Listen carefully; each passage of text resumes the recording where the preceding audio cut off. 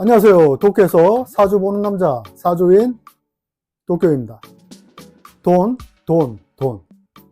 정말 요즘 전 세계를 보더라도 자국의 이익을 위해서 수단 방법을 가리지 않는 걸 보면서 과연 우리 일반인들은 편안히 지낼 수 있을까 하는 의문이 들었습니다. 가진 자들은 더 가지게 되고 가지지 못한 자들은 더 못 가지는 형편이라고 할까요? 요즘 한국 실정을 들어보니 경기가 매우 무척 좋지 않다는 말을 들었습니다. 이럴 때일수록 더욱더 우리 같은 일반인들은 정신무장과 나만의 능력을 개발하여서 돈을 벌어야 하겠습니다. 사주팔자에는 저마다 4개의 기둥과 8개의 글자로 이루어진 바코드 같은 것으로 표기가 되어지는데 이는 곧 나란 사람의 사용설명서 혹은 안내서 같은 것입니다. 비유하자면 사주팔자는 우리가 마트에 가서 물건을 사게 되면 거기에 기재된 사용설명서 같은 것이 있습니다. 이 상품은 어디에 보관하고 어떻게 해야 잘 사용할 수 있습니다 등과 같은 내용이 적혀 있는 것이죠. 이처럼 내 직업도 팔자 안에서 안내 혹은 사용설명서가 기재되어 있는 것입니다. 그럼 내 사주 팔자 설명서를 잘 이해했다면 나에게 맞는 직업적 무기를 잘 선택해서 결과와 성취 보상이 잘 따라올 수 있게 해야 합니다. 그래야 돈을 벌 수 있습니다. 직업적 무기는 여러분들의 사주 팔자를 구성하고 있는 글자에서 모두 나와 있습니다. 여기서 말한 무기라는 것은 돈을 벌기 위한 수단과 방법이라고 보시면 되겠습니다. 좀 더 이해를 돕기 위해 잠자리를 잡기 위해서는 잠자리채가 필요합니다. 파리를 잡으려면 파리채가 필요하죠. 그렇지 않습니까? 물고기를 잡기 위해서는 낚싯대나 그물이 필요합니다.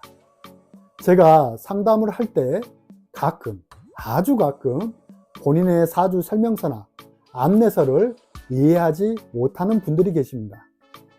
파리채로 물고기를 잡으려는 사람, 그물이나 낚싯대로 파리를 잡으려는 사람이 계십니다. 더 심한 사람은 산에 가서 물고기를 잡으려 하고 바다에 나가서 파리나 잠자리를 잡으려는 분들도 계십니다. 정말 웃긴 표현이겠지만 정말로 실제로 상담을 해보면 그렇습니다. 제가 여러분들의 운명을 다 알 수는 없습니다. 하지만 팔자의 사용 설명서, 안내서를 해석해 주는 것은 된다고 생각합니다. 안내를 해주어도 이미 산으로 왔으니 물고기를 잡겠다고 우기는 사람, 이미 산에 왔으니 어떻게 하겠냐 하면서 이왕 왔으니 뭐라도 해야 되지 않겠냐 하면서 방법이 없겠냐 하면서 저한테 물으러 오십니다. 그러면서 정말 혼신의 힘을 다해 연구합니다. 물고기를 잡겠다고, 파리를 잡겠다고 본인은 밤새워 연구하고 노력하는 것 같아도 제가 보기에는 자신의 무기를 잘못 사용하고 있는 것처럼 보입니다. 무기를 잘 선택해서 직업을 잡아야 합니다. 산이냐, 바다냐, 이러한 같은 환경적인 측면은 사주에서 음양이나 간지가 보여주고 있고 무기의 형태는 주로 육신, 여러분들이 잘 아시는 십신, 신살이 잘 보여주고 있습니다. 오늘은 주로 육신 위주의 무기 위주로 설명해 드리겠습니다. 육신 위주로 설명하는 이유는 육신은 내가 사회를 바라볼 때 반대로 사회가 나를 바라볼 때 행동 방식, 행동 유형, 문제 해결 방식을 안내해 주기 때문입니다. 원국도 중요하지만 일단 제가 여러분들의 사주팔자를 다 알 수는 없으니 대운만 놓고 설명해 드리겠습니다.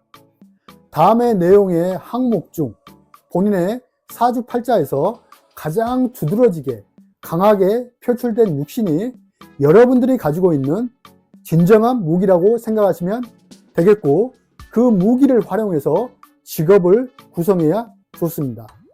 가령 천간에 드러나 있는 것, 더욱더 더 힘을 받기 위해서 지지해서 받쳐주고 있을 경우, 예를 들어서 천간의 병, 지지의 사라, 천간의 임, 지지의 해, 이처럼 천간에도 드러나 있고 지지에도 드러나 있다는 것은 그만큼 세력이 강하다는 뜻입니다. 그러니 그런 육신이 드러나 있는 것과 지지에서도 많은 육신이 나에게 강력한 무기로 작용할 가능성이 매우 높다는 것을 잘 기억해 두시길 바라겠습니다. 첫 번째, 재성입니다. 돈을 버는 무기가 가치의 교환입니다. 현금의 교환입니다. 가치의 상승분을 교환하여 현금을 주거니 받거니 하면 됩니다. 일반적인 장사나 유통업이, 흔히 말하는 사업이 여기에 해당됩니다. 혹은 그러한 환경에서 살아갑니다. 다만 일간에 근이 없거나 세력이 약한 사주구조는 오히려 돈의 노예가 되거나 돈 때문에 울고불고 하는 사건이 빈번하게 발생할 수 있으니 내 그릇에 맞는 정도의 돈만 취하시길 권해드립니다. 많은 것이 때로는 병이 될 수 있기 때문입니다. 두 번째는 관성입니다. 관성은 통제와 관리를 받으면서 돈을 벌어야 합니다. 그 모습이 내가 조직인이어서 관리나 통제를 받아도 되고, 자영업자, 사업자라면 프랜차이즈나 가맹점, 대리점 같은 형태로 나보다 큰 회사의 관리나 통제를 받으면서 돈을 벌면 됩니다. 직장인이라면 일반적인 월급쟁이가 여기에 해당될 것이고, 사업자라면 한국의 가령 예를 들어서 각종 치킨, 가맹점 같은 것으로 보시면 되겠습니다. 세 번째, 인성을 무기로 쓰는 경우입니다. 되도록이면 손, 발 안 쓰고 돈을 버는 것입니다. 좀 말이 이상하지만 말 그대로 인성이라는 것은 내 권리, 내 시설, 내 면허증, 내 기술을 제공해 주고 임대료나 그에 따른 수수료로 돈을 버는 방식입니다. 이른바 이렇게 팔짱을 끼고 돈을 버는 것이죠. 일반적으로 부동산, 월세 형태나 사우나, PC방, 숙박업 이런 것들이 해당되겠습니다. 손발을 되도록 쓰지 않는다는 것은 움직임이 그만큼 최소화해서 돈을 버는 방식입니다. 그러다 보니 특수기술력, 시스템을 만들 수 있는 개발 능력도 있고 특수 학문들도 여기에 포함되겠습니다. 네 번째, 비경겁제를 무기로 쓰는 경우입니다. 잘난 경쟁자, 전문가들이 많은 집단에서 나누어 먹으면서 나 혼자 다 먹지 않고 나누어 먹으면서 돈을 벌어야 합니다. 그러기 위해서는 나 또한 잘난 놈이 되어야 합니다. 그러다 보니 어느샌가 나도 현장 실무 중심의 기술 전문가가 되어 있습니다. 전문가, 능력자 혹은 사람이 곧 돈이 되겠습니다. 요즘 시대에 비겁이 있는 사람은 무리를 이끄는 힘이 있습니다. 사람을 통해서 돈을 버는 묘한 무기가 바로 비겁입니다. 사업을 하더라도 동업, 합작, 지분구조로 그런 형태로 사업을 하게 됩니다. 일반적으로 지분 형태의 사업이 많다고 보시면 되겠습니다. 다섯 번째, 식상을 무기로 쓰는 경우입니다. 인성과 다르게 내가 손발을 써야 합니다. 즉, 내 재능, 내 기술 등을 활용해서 돈을 벌어야 합니다. 만들거나 제조, 생산, 떠들거나 창작하거나 교육, 예술 등 내가 직접 활동해서 돈을 벌어야 합니다. 일반적으로 땀 흘리면서 떠들면서 손, 발 쓰면서 돈을 버는 형태입니다. 이 중에서 본인 사주팔자에서 가장 강하게 작용하는 육신이 무엇이고 그 다음 중간으로 강한 것, 그 다음 가장 약하고 그 다음 아예 없는 것은 무엇인지 파악을 한번 해보시길 바라겠습니다. 모든 사주가 골고루 다 갖출 수는 없습니다. 그렇지 않은 사주들도 있습니다.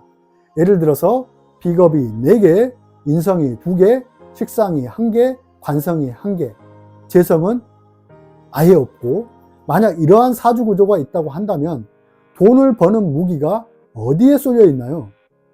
비겁과 인성에 쏠려 있습니다. 그럼 우선 이러한 구조는 잘난 사람이고 전문가라는 것은 알 수가 있습니다. 인성이 간섭하고 있으니 고도의 특수 학문 기술이나 전문 기술 자격 면허가 있는 경우가 많습니다. 그럼 우선 이러한 사람은 잘난 사람이고 전문가입니다.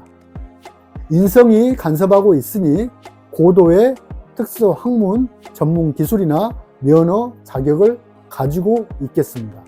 식성이 관여는 하고 있으나 한계로 인성보다는 약하니 주로 손발을 쓰지 않는 내 재능이나 내 기술, 교육 등을 활용할 수 있습니다. 관성이 관여를 하고 있으나 비겁이 4개이니 통제나 지시를 받는 일반적인 조직 생활, 월급쟁이 생활은 약하다고 볼 수 있겠습니다. 조직으로 간다 하여도 되도록이면 통제나 지시가 약한 조직이 좋고, 사업을 한다면 사람들과 모여 지분구조, 동업, 합작구조로 할 수 있습니다. 만약 돈을 벌더라도 나누어 먹으면서 돈을 벌 수 있습니다. 이런 구조가 만약 대운에서 재성이 들어왔다고 한다면 장사나 유통업, 흔히 말하는 사업을 하게 됩니다.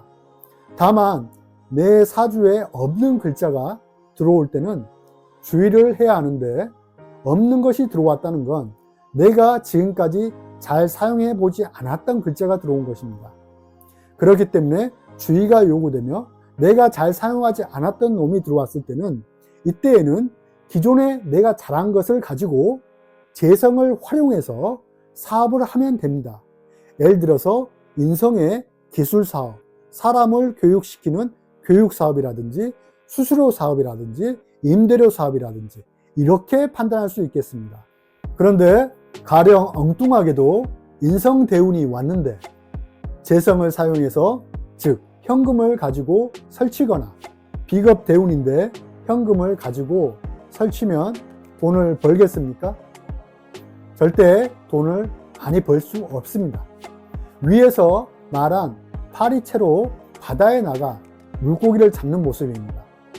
이미 파리채는 구입했고 이미 바다에 왔으니 절대 그것을 못 버리겠다고 하면서 노력을 해보겠다고 하는 것과 같습니다. 사주 원국은 바뀌지가 않습니다. 운은 항상 10년, 1년 주기로 바뀝니다.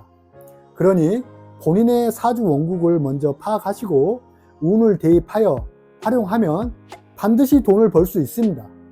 여러분들이 아시는 재성만이 돈이 아닙니다. 세계적인 부자들 중에서도 무재성도 부자가 많습니다. 다시 말해 비겁도 돈이 될 수 있고, 인성도, 식상도, 관성도 돈이 될 수가 있습니다. 돈의 존재 형태만 다를 뿐입니다. 많이 버느냐 적게 버느냐의 차이일 뿐입니다. 하지만 분명 중요한 것은 내 팔자가 사용설명서가, 안내서가 부여하는 범위 안에서 내 사주팔자 중에서 가장 강력하게 드러나 있는 무기가 무엇인지를 먼저 알고 그 무기를 선택한다면 여러분께서는 지금보다 훨씬 더 나은 결과와 성취 보상이 있을 거라 확신합니다. 사주인 도쿄가 함께 응원하겠습니다. 구독, 좋아요 부탁드리며 사주인 도쿄 감사합니다.